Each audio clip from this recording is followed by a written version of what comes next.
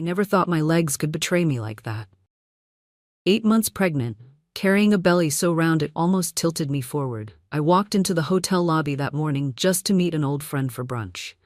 My back ached, my breath came short, but I kept going. I had no idea I was about to step straight into a stage where my humiliation would be replayed in front of dozens of strangers. The lobby was buzzing with laughter and clinking glasses.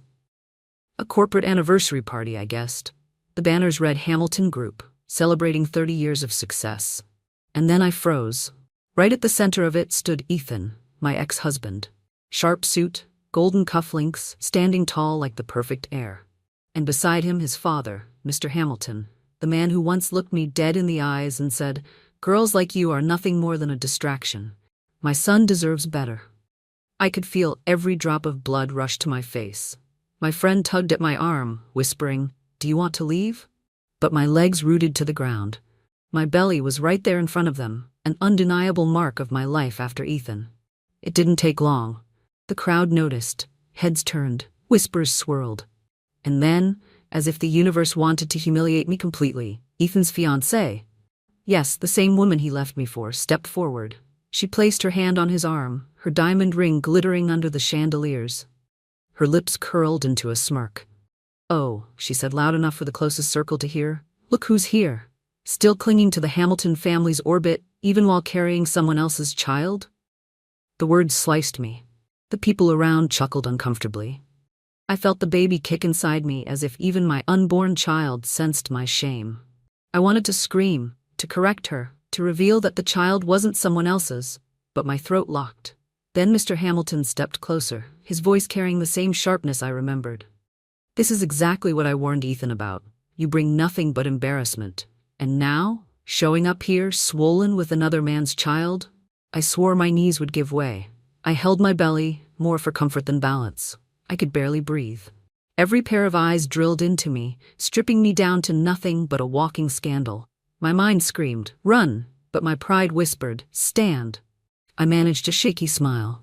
"I didn't come here for you," I said, my voice trembling but audible. "I came here because this is still my city. I don't need permission to exist." A few gasps rippled through the onlookers. Ethan's face tightened, as if torn between the past and the life he now claimed. But his father sneered, dismissing me as if I were dust. And then it happened. From across the lobby, a man in a dark coat paused. He was a stranger, or at least he looked like one. His gaze lingered on me longer than it should have, sharp, almost knowing. For a second our eyes locked and something inside me shifted. I couldn't place it, but he didn't look at me with pity. He looked at me as though he knew something the others didn't. The fiancée let out a mocking laugh, breaking the moment. "She's pathetic," she said, still desperate for attention. I could feel tears stinging, but I swallowed them. I couldn't collapse in front of them. Not again. Not ever. As I turned to leave, that man's voice cut through the murmurs, calm, firm, almost too deliberate. "Funny," he said, loud enough to silence the crowd, "how quickly people judge without knowing the truth." Every head snapped toward him, even Ethan stiffened. I froze. Who was he? And why did his words feel like a thread pulling at a secret I didn't even know existed? I walked out of that lobby, my heart pounding, my baby pressing against my ribs as if urging me forward. I thought I had just faced my deepest humiliation. But something told me, what I endured in that moment was nothing compared to what was coming. Because if there was one thing I had learned from the way Ethan and his father treated me, it was this. The past never stays buried, and maybe, just maybe, that stranger had unearthed a piece of it. My name is Claire Mitchell, 32 years old. Once, I believed my life was mapped out. A stable marriage, a promising career as a junior architect, a future family wrapped in warmth. I thought I had climbed out of the small-town shadows where I grew up, the daughter of a waitress who worked 2 jobs, and a father who disappeared before I could form memories of him. Ethan Hamilton had been my golden ticket. Handsome, educated, heir to one of the wealthiest construction companies in the state. He met me during a project collaboration, and against all odds, he noticed me. He pursued me. At 25, I let myself believe in fairy tales. When he slipped a ring on my finger, I thought I had finally been chosen. But the cracks showed fast. His father, Mr. Hamilton, never hid his contempt. "She's not one of us," he once told Ethan in front of me, as if I were a piece of furniture. I kept quiet. I convinced myself that love could bridge the distance between wealth and nothingness. The truth? I was wrong. Ethan began pulling away, spending late nights at meetings. My confidence withered. I tried harder, cooking his favorite meals, dressing more like the women I saw in glossy magazines, hiding my exhaustion after 12-hour shifts. And then one day, he simply stopped coming home. The betrayal didn't land like a thunderclap. It was more like a slow leak, draining me until I was too weak to fight. The final blow came when he announced calmly, over dinner, that he had met someone else. Her name was Sophia. Polished, wealthy, perfect for the Hamilton dynasty. I left with a single suitcase, no alimony, no settlement, just the sharp echo of Mr. Hamilton's words. "You were never worthy." I started over in a small apartment above a laundromat. The walls smelled faintly of detergent and rust, but it was mine. I rebuilt myself piece by piece, pouring my energy into work. For a while, I even believed I could forget Ethan. Then the test came back positive. Pregnant. The world blurred when I saw those 2 lines.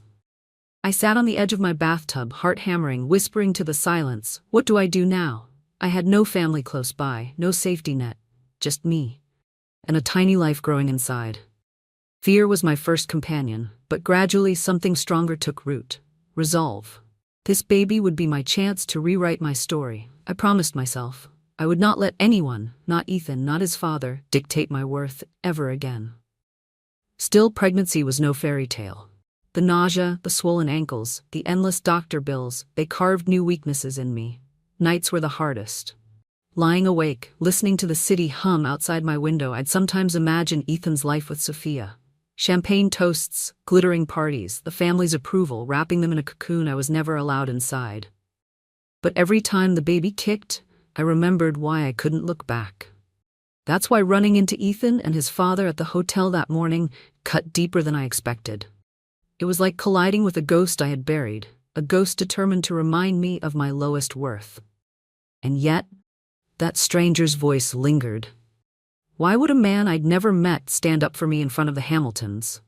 Why did his eyes hold recognition, almost as if he carried a piece of my story I didn't even know? For the first time in months, I felt something other than pain or exhaustion.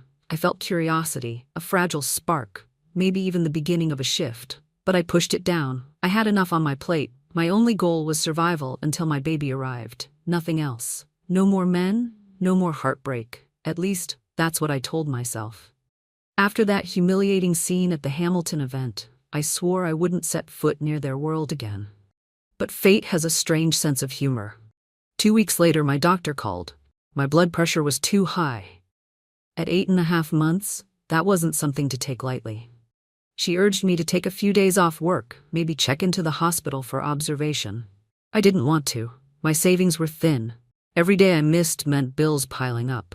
But one thought overpowered everything. If something happens to me, what happens to the baby?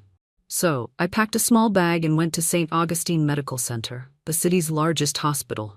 A place of polished floors, endless corridors, and hushed voices. I told myself this would be a sanctuary, a bubble away from humiliation and judgment.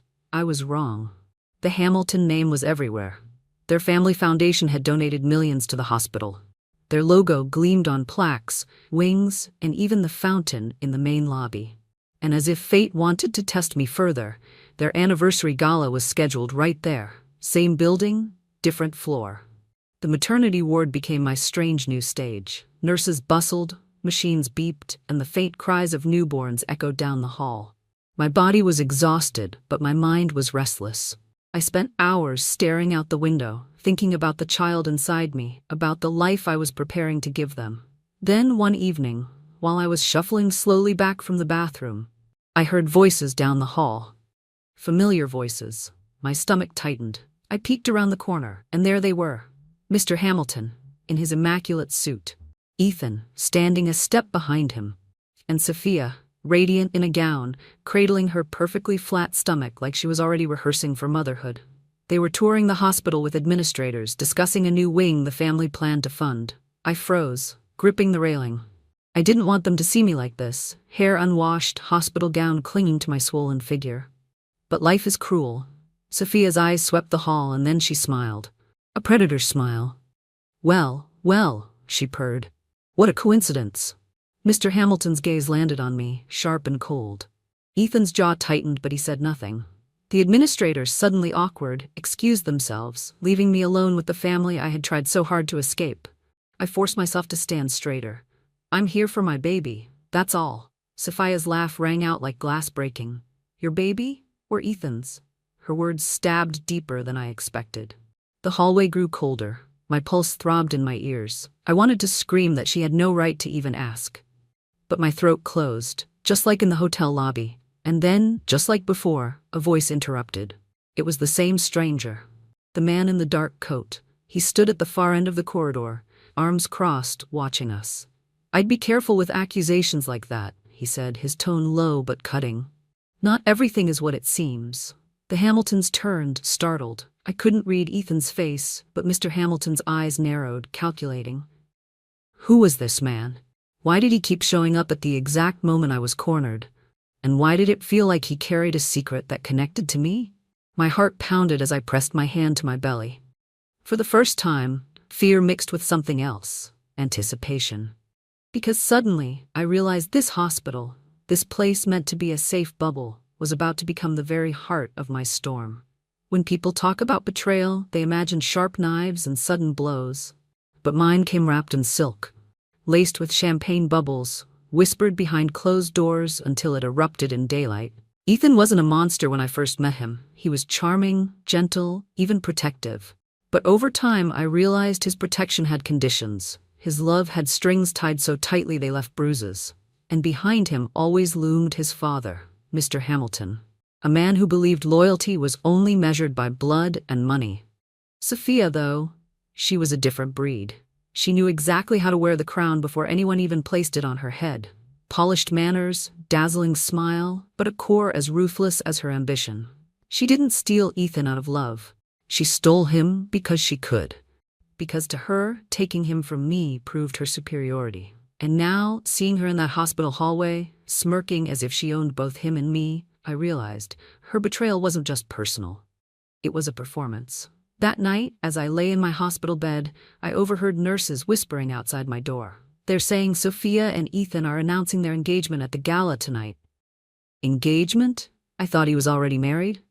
He was. To her. A pause. Guess he traded up. Their voices faded, but the words stayed, poisoning the air. I pressed my hands against my swollen belly, whispering, I'm still here. We're still here. But deep down I wondered if I had been nothing more than a stepping stone for Ethan.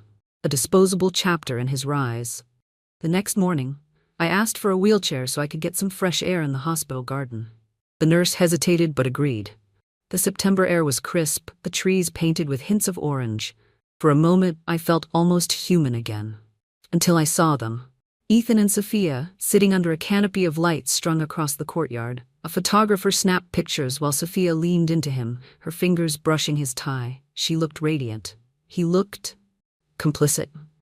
I wanted to turn back. But before I could, Mr. Hamilton appeared from the other path. His eyes landed on me instantly.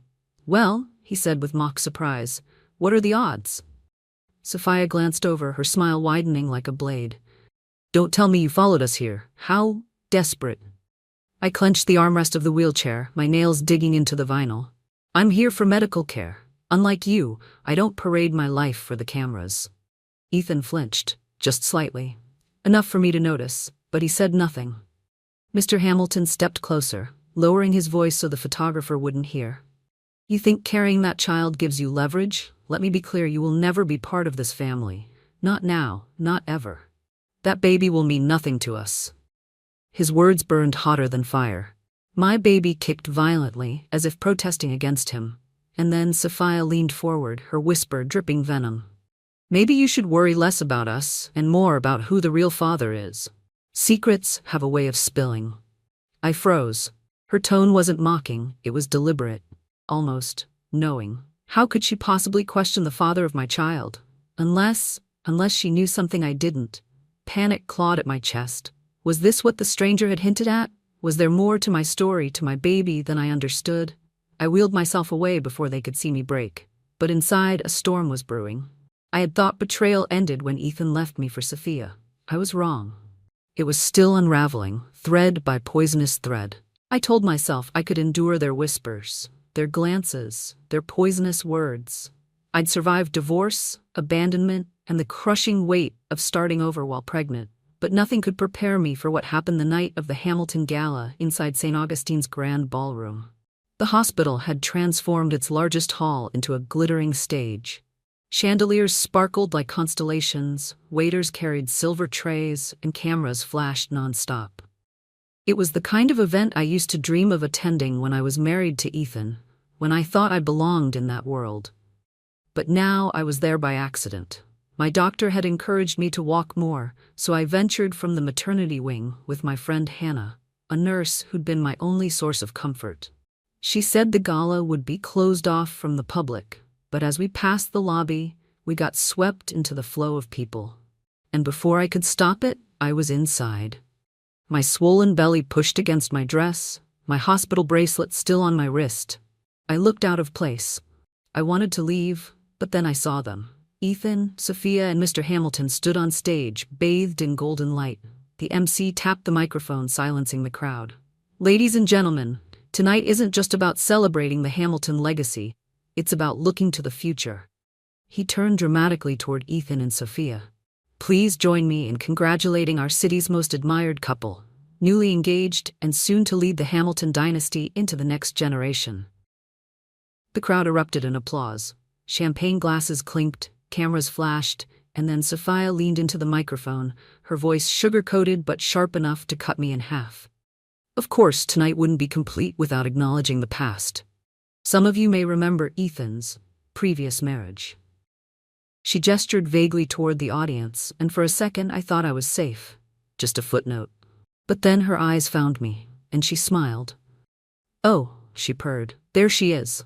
Dozens of heads turned. The spotlight shifted, as if the universe itself conspired to expose me.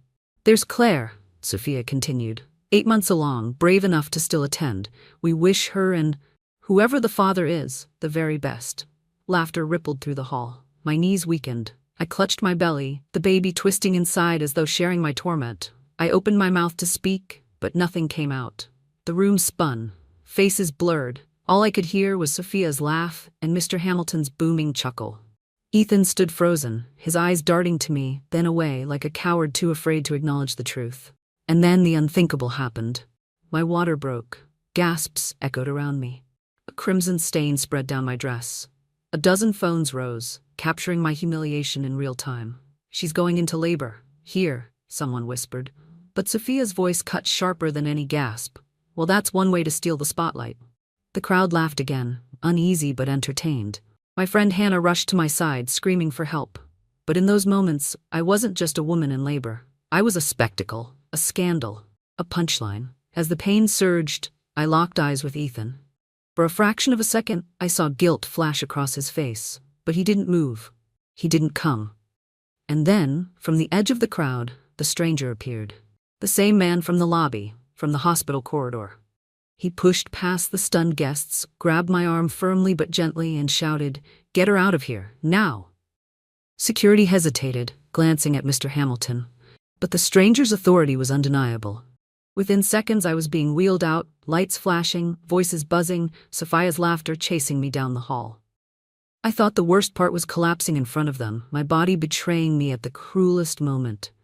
But deep inside, a new question burned hotter than the pain tearing through me. Why was that stranger always there?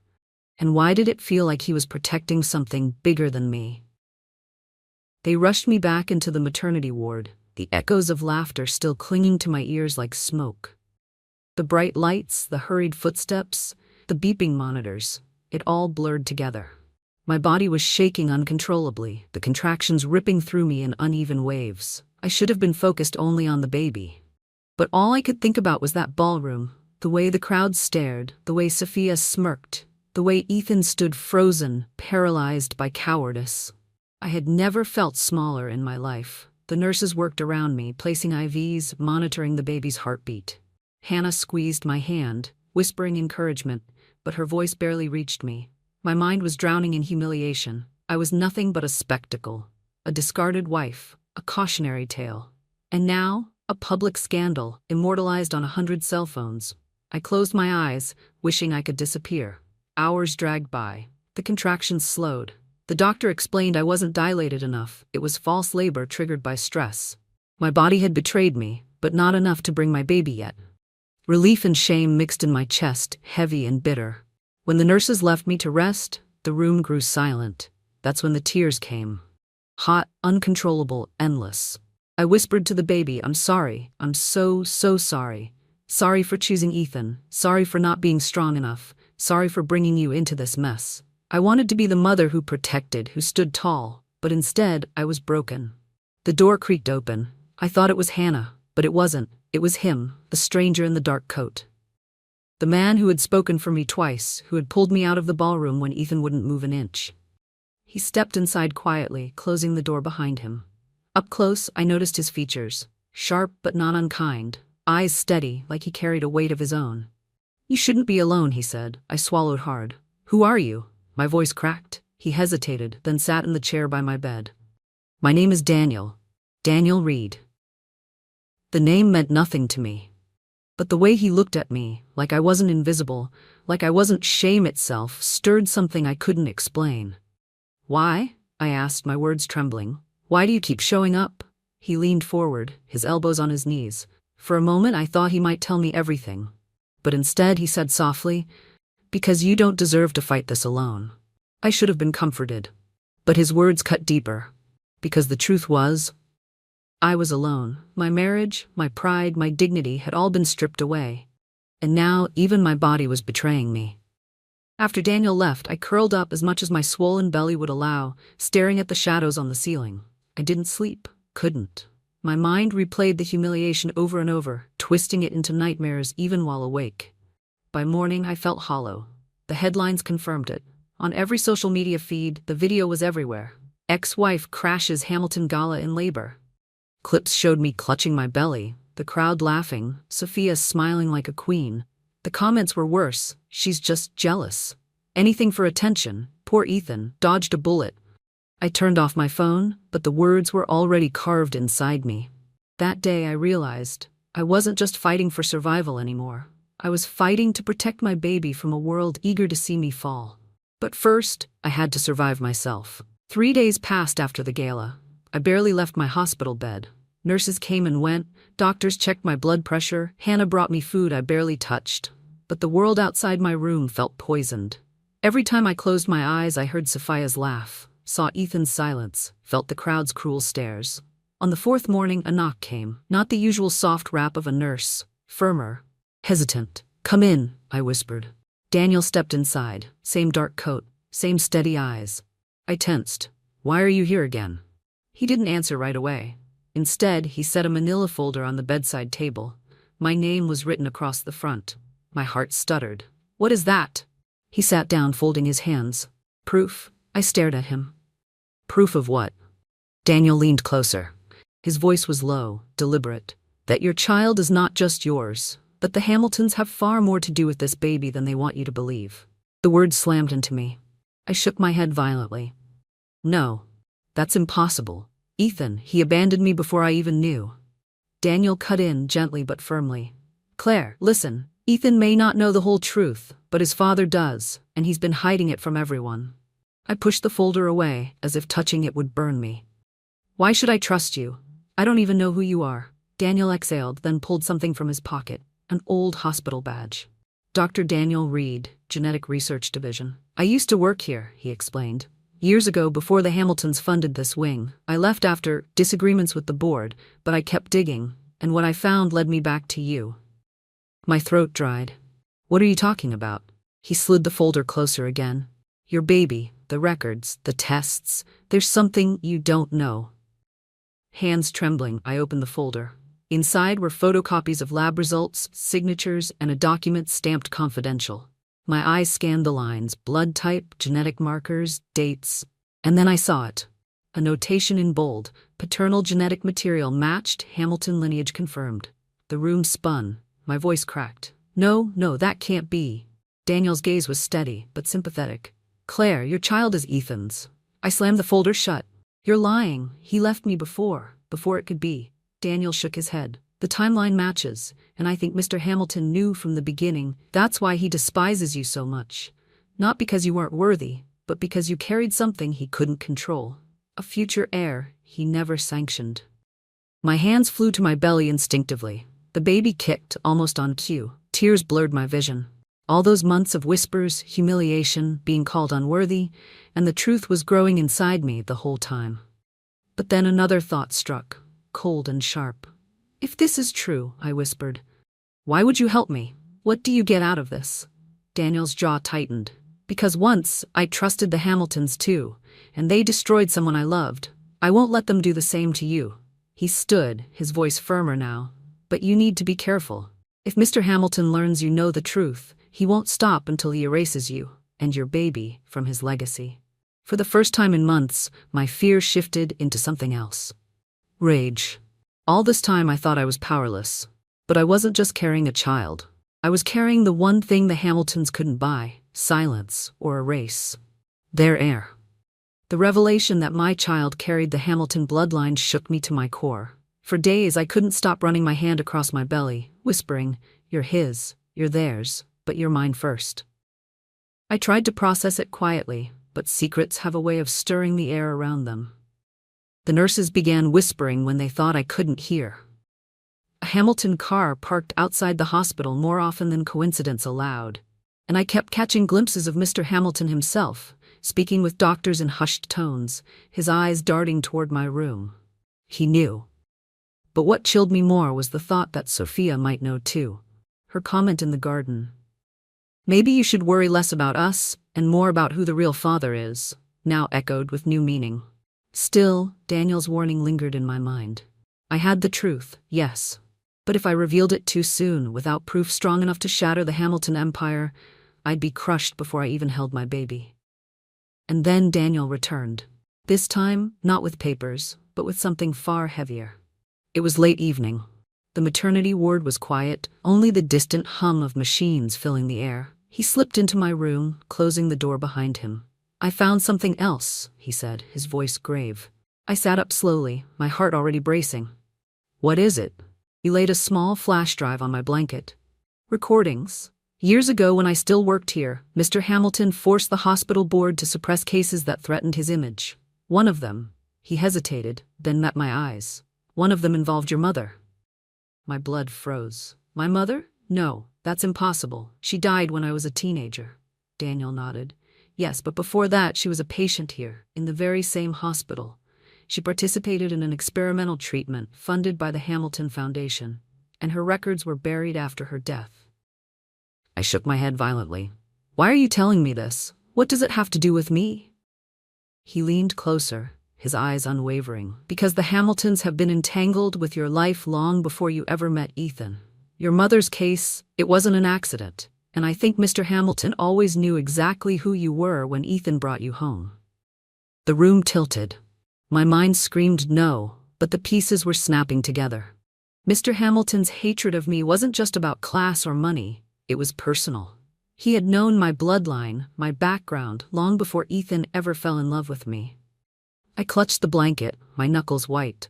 Are you saying they destroyed her? Daniel's voice lowered. I can't prove it yet, but if those recordings are what I think they are, then your mother wasn't just a patient. She was a liability. And you, Claire? You've been carrying a double burden without even knowing it. The baby kicked hard, as if echoing the weight of his words. Tears blurred my vision. Rage, grief, confusion, all of it twisted inside me. My life had never truly been mine. The Hamiltons had been pulling strings in the shadows, shaping my tragedy long before Ethan's betrayal. I whispered, they took my husband, my dignity, and now you're telling me they may have taken my mother too? Daniel's eyes softened. And they'll try to take your child, unless you fight back. He pushed the flash drive toward me. This isn't just about proving your baby's paternity anymore. It's about exposing the Hamiltons for everything they've buried. And when the truth comes out, they won't just lose their empire. They'll lose the one thing they care about more than power, control. I stared at the small object in my hand, trembling. I had wanted nothing more than to disappear, to survive quietly with my baby. But now I saw the truth. I wasn't just a victim. I was the key to unraveling them. The night I held that flash drive in my hands, something inside me shifted. I had spent months drowning in humiliation, shame, and fear. But now, I wasn't just a woman abandoned by her husband. I wasn't just the ex-daughter-in-law they mocked. I was the mother of their heir, and the daughter of a woman whose story they had buried. And I was done being silent. The next morning, I asked Hannah to bring me a mirror and scissors. She protested, but I insisted. My reflection stared back at me, swollen face, tired eyes, hair matted from hospital nights. I barely recognized myself. But as I cut away the dead, uneven strands, a new version of me emerged.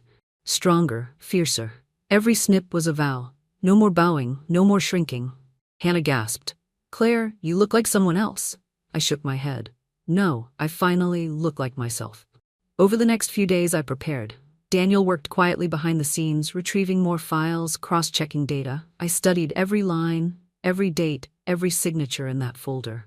For the first time, I wasn't avoiding the truth. I was arming myself with it. The hospital discharged me under close monitoring, but I refused to go home to my tiny apartment above the laundromat. That place symbolized survival, not power. Instead, I checked into a small but elegant apartment Daniel helped secure for me, away from the Hamilton eyes constantly circling. There, I rebuilt my strength. I walked daily, practicing my posture until my back was straight despite the weight of my belly. I bought a simple but striking black dress, tailored to my pregnant form, not to hide it, but to declare it. No more shame. When I caught my reflection now, I saw a woman who wasn't defined by what she lost. I saw a woman who carried a future powerful enough to scare a dynasty. And then, the final test came. The Hamiltons hosted a press conference to formally announce Ethan and Sophia's engagement, painting themselves as a perfect couple. It would be broadcast citywide, plastered across every newspaper. I could have hidden, could have watched from the shadows, but not anymore. That morning I arrived at the hotel where the press event was held. The same hotel where weeks ago I had been humiliated in the lobby. Except this time I wasn't trembling. I wasn't weak. As I stepped through the revolving doors, whispers rose. Bones lifted. But instead of laughter, I saw wide eyes, uncertainty. Claire Mitchell, the discarded wife, wasn't crawling back. She was walking in, head high, carrying the truth like armor. I caught my reflection in the polished marble floor. 8 months pregnant. Hair freshly cut, black dress flowing around me. No longer broken. And as I entered the ballroom, locking eyes with Ethan, Sophia, and Mr. Hamilton, I realized something that made my pulse steady and strong. This time, I wasn't the one on trial. They were. The ballroom pulsed with flashbulbs and murmurs. Sophia sparkled in her diamond gown, Ethan stiff at her side, Mr. Hamilton radiating authority from the podium. "Today," Mr. Hamilton declared, "we celebrate not just our family's future, but the values that have guided us for 30 years, integrity, strength, and legacy." I stepped forward. My heels clicked against the marble, echoing louder than the applause. Heads turned. A ripple of recognition spread through the crowd. It was me, the ex-wife, the scandal, the woman they thought had been erased. Sophia's smile faltered. Ethan's jaw tightened. Mr. Hamilton's eyes narrowed like knives. I didn't wait to be acknowledged. I walked straight to the front, placed the folder and the flash drive on the podium, and spoke into the microphone. "Funny," I said, my voice steady, "how integrity can look different when you know the whole story." Gasps echoed. Cameras whirred. I opened the folder, holding up the documents Daniel had given me. For months, I'd been painted as the discarded wife, the desperate woman clinging to the Hamiltons. But the truth is this. I laid my hand on my belly, my voice firm. The child I carry is Ethan Hamilton's, and the family has known it all along.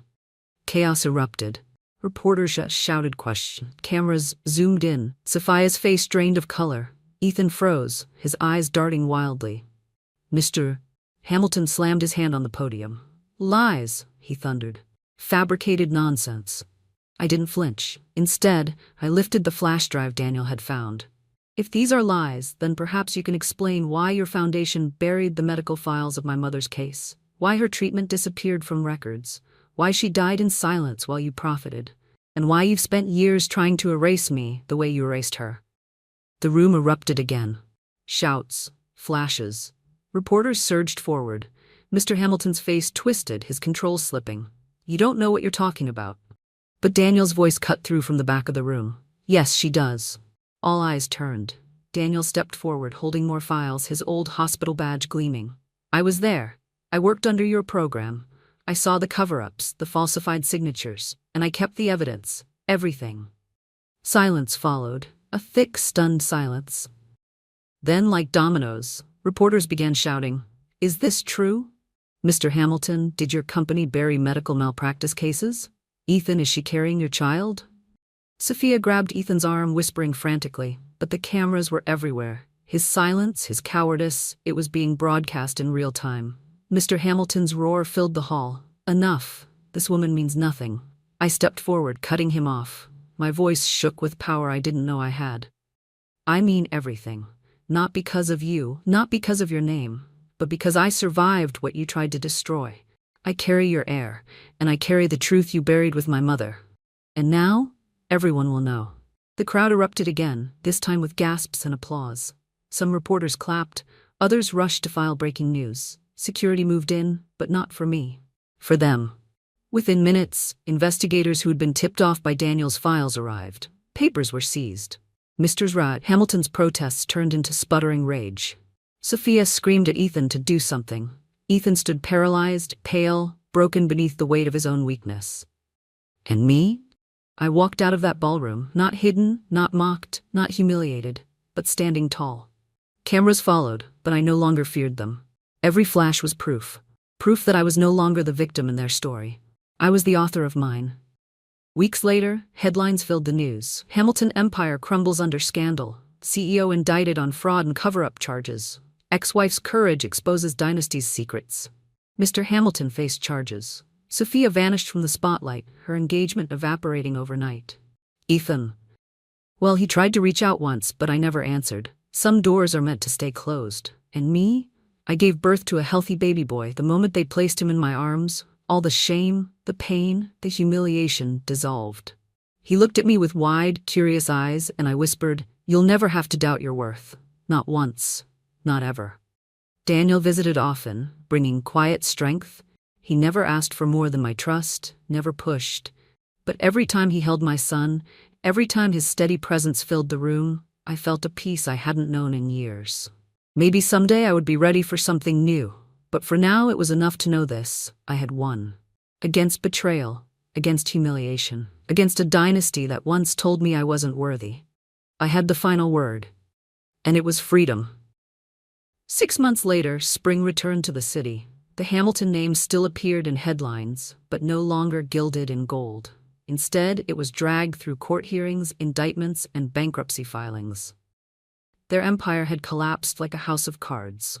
I walked through the park with my son Noah, bundled in a light blanket.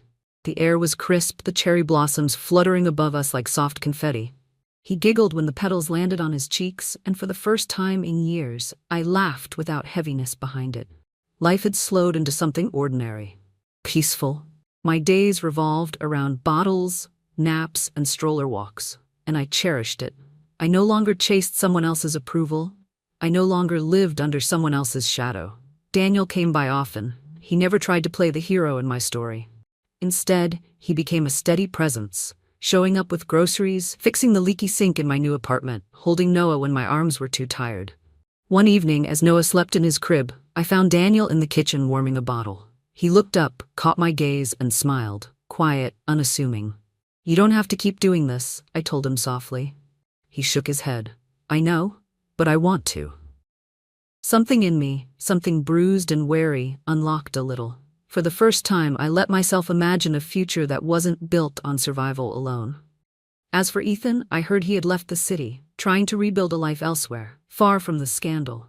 Sophia vanished into obscurity, her diamond engagement a forgotten relic. Mr. Hamilton faced trial, and for once, the courtroom walls contained his arrogance. Justice wasn't swift, but it was certain. And me? I learned that worth isn't granted by last names or wealth. It's something you claim for yourself. Something you pass on to your child. When Noah wrapped his tiny fingers around mine, I whispered the same promise every night. You are loved, you are worthy, and no one, no dynasty, no empire will ever take that from you.